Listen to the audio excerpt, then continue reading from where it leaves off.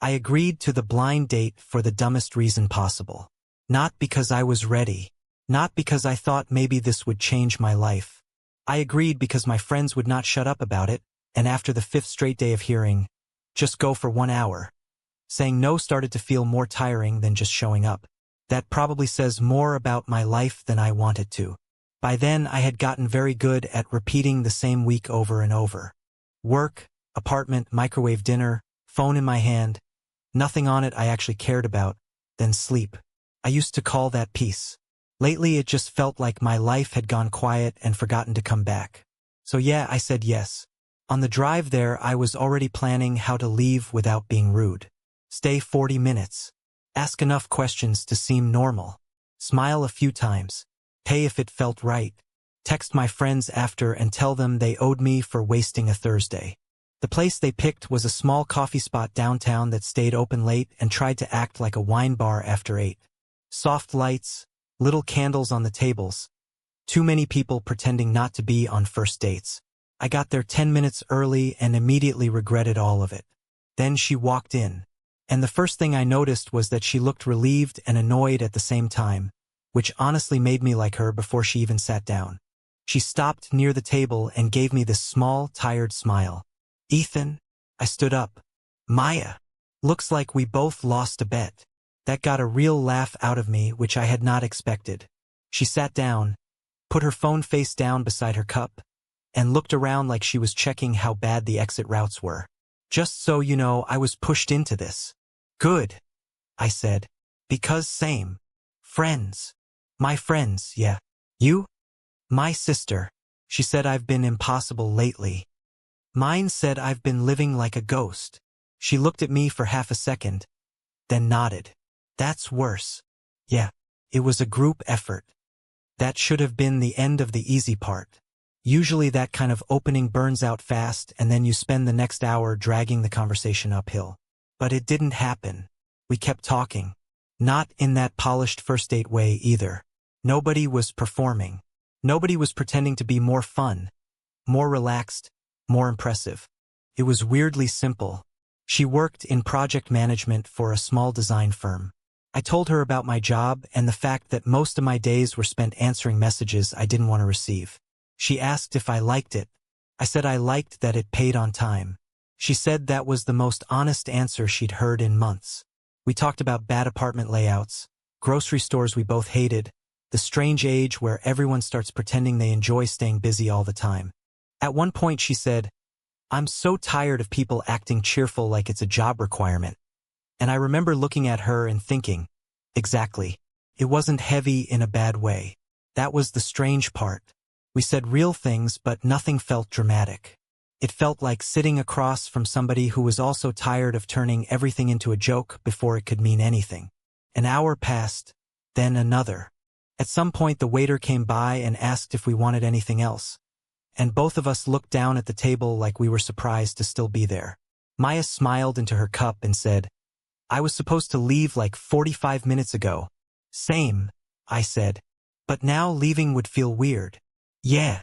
She looked up at me then. That's probably a good sign. I should have played that cooler than I did. But I was already off balance. Not because of some huge spark. It was almost the opposite. Sitting there with her felt easier than the last few months of my life had felt. Easier than being alone, which I really hadn't expected. So I said, I was thinking the same thing. We ended up taking our drinks outside when the place started closing around us. It was cold enough to keep us moving, so we walked half a block, then another, talking about nothing important and somehow not wanting to stop. She told me she almost canceled twice. I told her I sat in my car for 7 minutes arguing with myself before coming in. She laughed. So we were both very close to missing this. Yeah. That would have been annoying. I looked at her when she said it, just to check if she meant it lightly. She didn't. By the time we got back to the corner where her car was parked, it was late enough that the city had gone mostly quiet. She slipped her hands into her coat pockets and rocked once on her heels like she was deciding how honest to be. I had a better time than I planned to, she said. That makes 2 of us. She smiled again, smaller this time. Realer. Okay, good. There was a pause there. Not awkward, just careful. Then I asked, would it be weird if I said I want to see you again?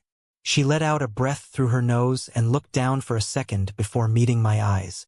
No. It would only be weird if I said I was hoping you'd ask.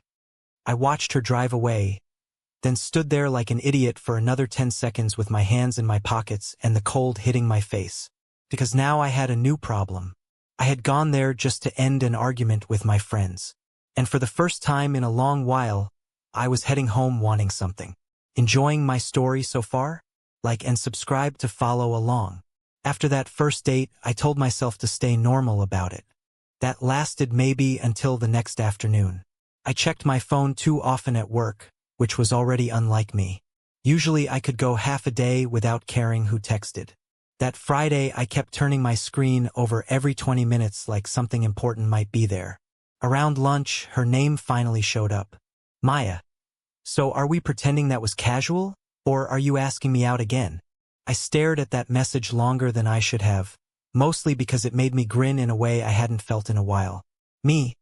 I was trying to seem relaxed. Me. But no, I want to see you again. She replied fast. Maya, good. I hate carrying conversations by myself. We got coffee that Sunday. Actual daytime coffee, no pressure, no dressed-up excuse to turn it into something bigger. I figured that was smart. Keep it simple. See if the first night had just been a fluke. It wasn't. That was the part one didn't know what to do with.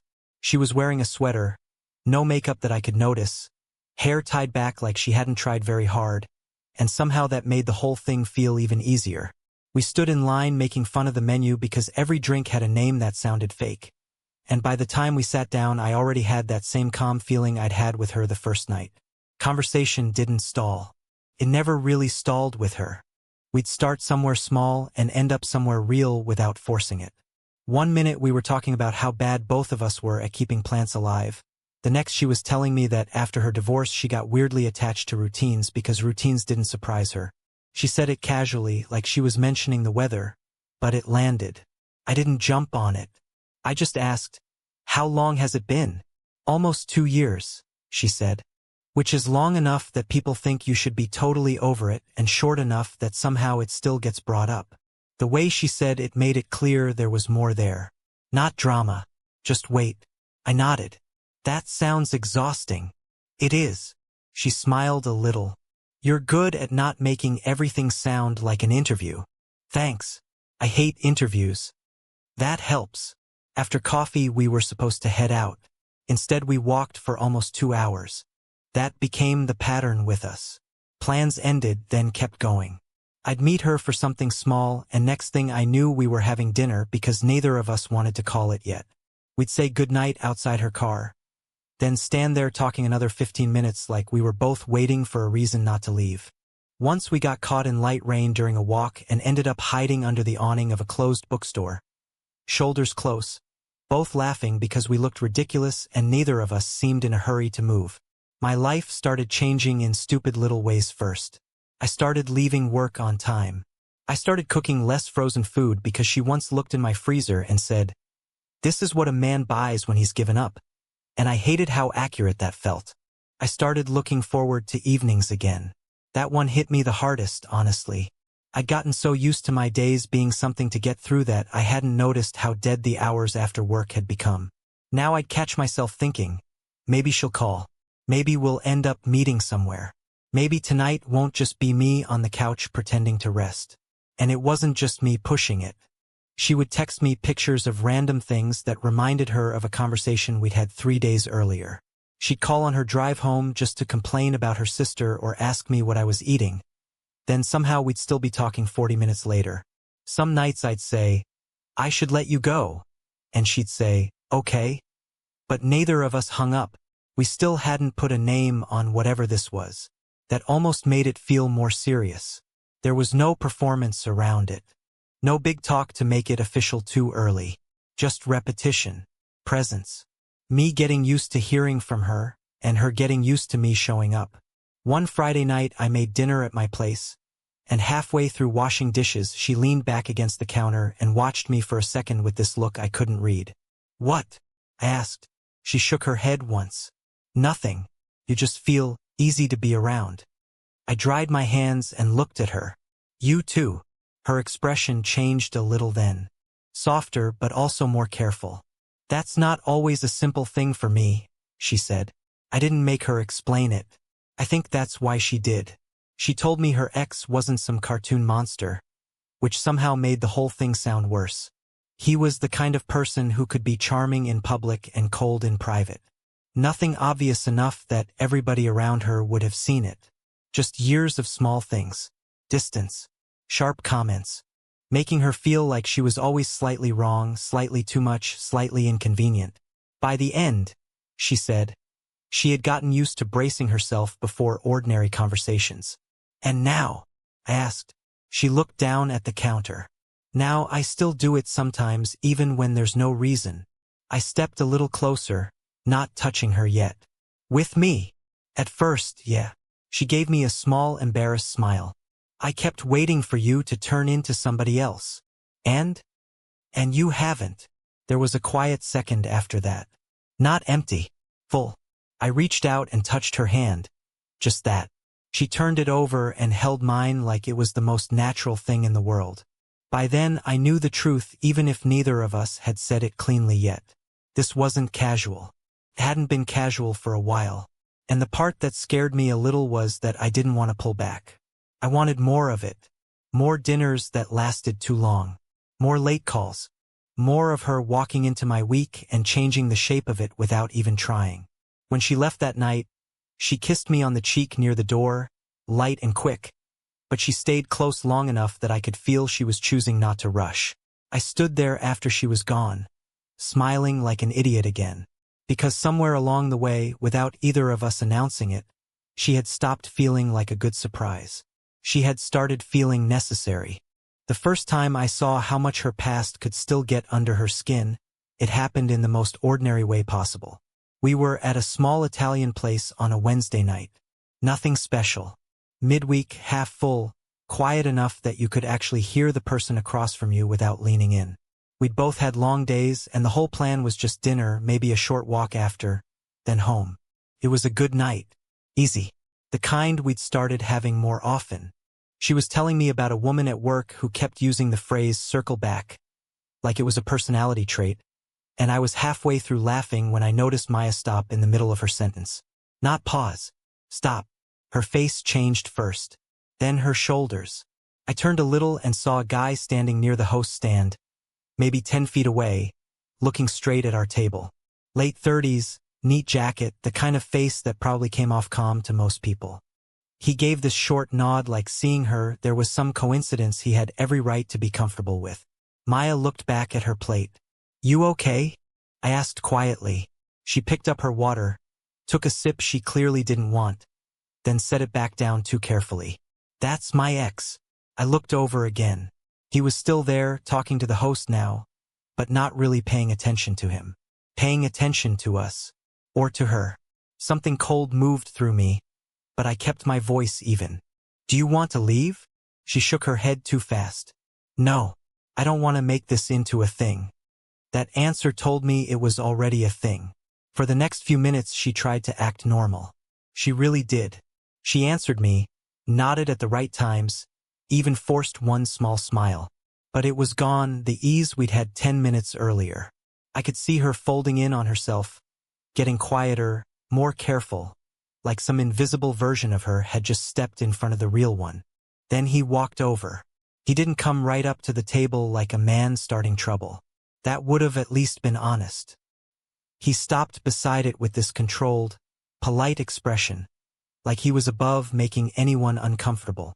Maya, he said, didn't expect to see you here. She looked up at him. Hi, Daniel. Her voice had changed too, flat, guarded. He glanced at me, then back at her. You look good. I said nothing. I wanted to see what she wanted from me before I did anything. She gave a small nod. Thanks. There was a beat where he could have left and didn't. Then he said, I texted you last week. I saw it. He smiled a little, but there was something off in it. Didn't seem like it. Maya's fingers tightened around the edge of the napkin in her lap. Tiny movement. Easy to miss unless you were watching her as closely as I was. I've been busy, she said. He looked at me again, this time slower, measuring. Clearly, that was enough. I leaned back in my chair and met his eyes. I think you're done here. I stood my ground. But what would you do if an ex crashed your date? Tell me in the comments. He held my look for a second, maybe deciding how much of himself he wanted to show in public. Then he let out a breath through his nose and gave Maya one more nod. Good seeing you, he said. It didn't sound like he meant it. After he walked away, Maya stayed very still. I waited. I didn't push.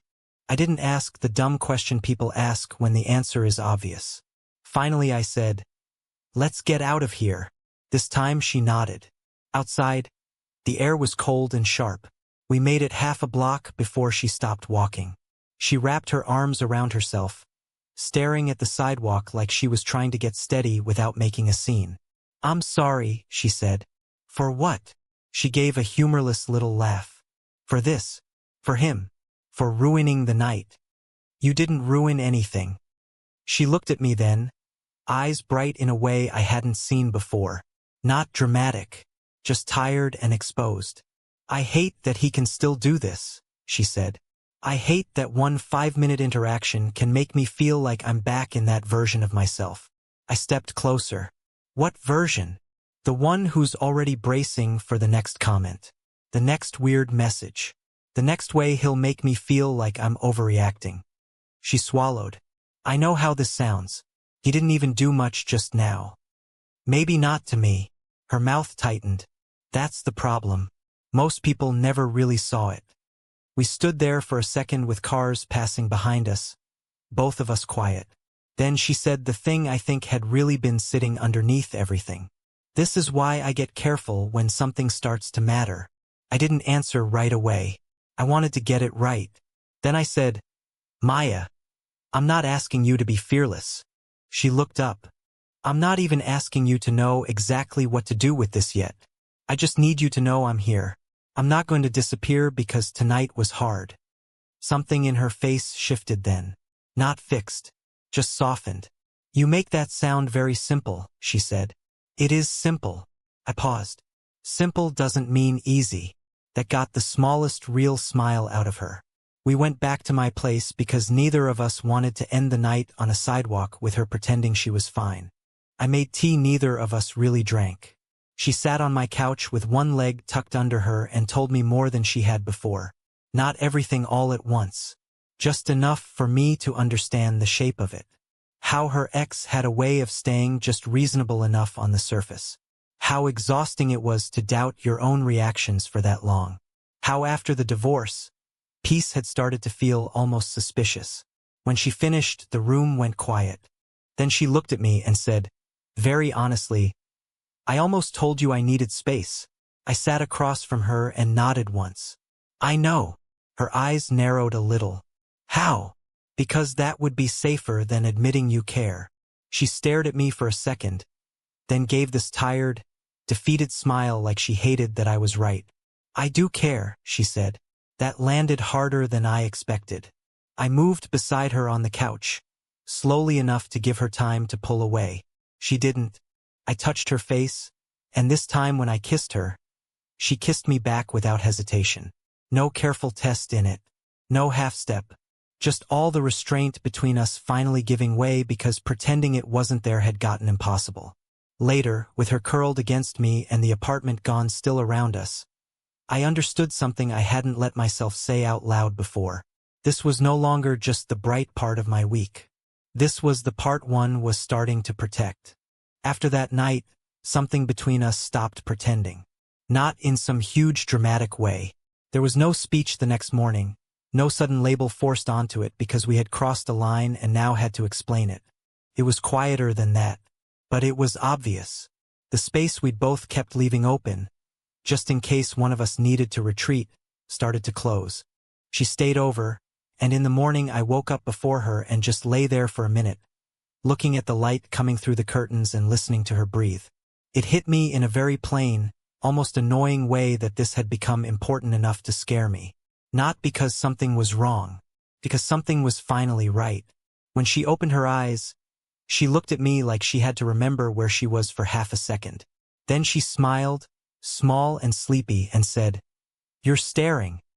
"Yeah, that's unsettling." "You stayed." She looked at me for a moment longer, and the smile changed. Softer, more serious. "Yeah," she said. "I did."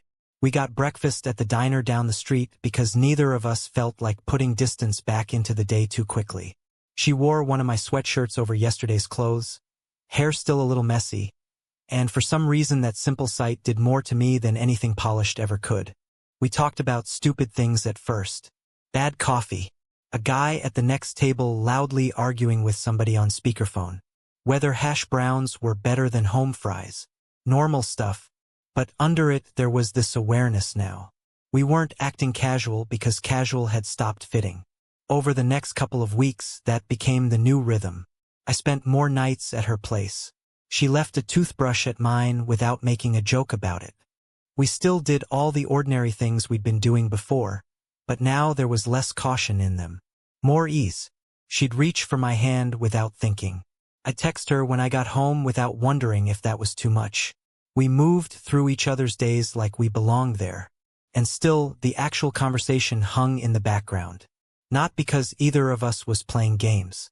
More because once something matters this much, saying it out loud feels dangerous. Saying it out loud means it can disappoint you, can ask more from you. It can become real in a way that can actually hurt. I think we both knew that.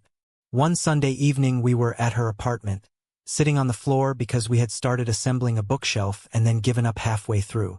The parts were everywhere. The instructions might as well have been written for another species. She was leaning against the couch, and I was next to her holding one of the shelves like I still planned to be useful. She looked over at me and said, "This is probably a bad sign." "What is?" "That you've seen me angry at furniture and you're still here." "I don't know. I think it brought us closer." She laughed, then got quiet again. That happened sometimes now. She'd laugh, then drop into honesty so fast I barely saw the turn. "A few months ago," she said, "if somebody told me this would matter to me this much, I would have found a way to ruin it." I set the shelf down. "And now," she drew her knees up a little and looked at the half-built mess in front of us. "Now I think I'm more scared of pretending it doesn't matter." That was it. That was the opening. I turned toward her. "Maya." She looked back at me. "You changed the way I was living. I didn't dress it up because there was no point. Before you, I was just getting through my days. I didn't even realize how checked out I'd become until you were suddenly in my week and I started caring again. About where I was. About what I was doing. About whether I'd hear from you." I let out a breath. "I don't want to do this halfway." Her face went very still. Then she said, almost like she'd been holding it in for a long time, "I stopped thinking of you as temporary a while ago." Something in my chest tightened. She kept going. "At first I told myself this was just nice. Just unexpected. Just a good person at a good time. But that stopped being true." She shook her head once. "You're not some bright distraction. You're the person I want to tell things to. The person I want next to me when something is bad, and honestly when something is good too." Her voice got quieter. "That's not casual. And it's not an accident." I moved closer to her on the floor until our knees touched. "So what do we do with that?" I asked. For a second she smiled like the answer was obvious and terrifying at the same time. Then she said, "We stop acting like this is just more dates." I nodded. Okay. Yeah," I said. "I want a real relationship with you." She looked down, just briefly, like she needed 1 second to let that hit. Then she looked back up and said, "I want that too." That was the whole thing. No audience. No giant moment.